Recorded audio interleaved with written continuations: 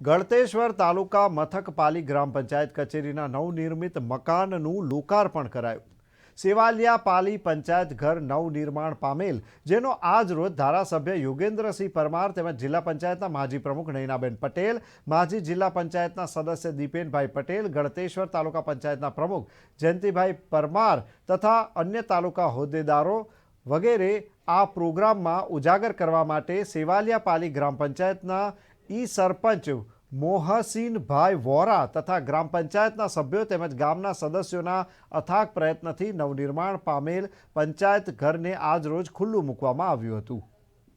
પંચાયત કડા વિસ્તાર સેવાલિયા ગામથી શરૂઆત થઈ, ત્યાંથી એ કળશ યાત્રા નીકળી છે અને અહીંયા એનું આજે સમાપન સમારંભ છે। કળશ યાત્રા વિશે આપ સૌને ખબર હશે, છતાંય બેન કહી દઉં કે મોદી સાહેબે ત્યાં અમૃત વાટિકા બનાવવાનું આયોજન કરેલું છે દિલ્હીમાં, અને એમાં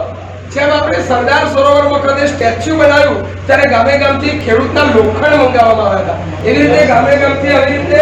કળશની અંદર માટી મંગાવવામાં આવે છે અને એ માટીનો ત્યાં ઉપયોગ થશે એવું એમનું એક સ્વપ્ન છે, જેનાથી દરેક ગામને એવું લાગે કે અમારું પણ આમાં કંઈક યોગદાન છે। તો એવો સરસ આજનો એક આ અમૃત કળશ યાત્રાનો પ્રસંગ અને એની સાથે સાથે સોનામાં સુગંધ મળે એવી રીતે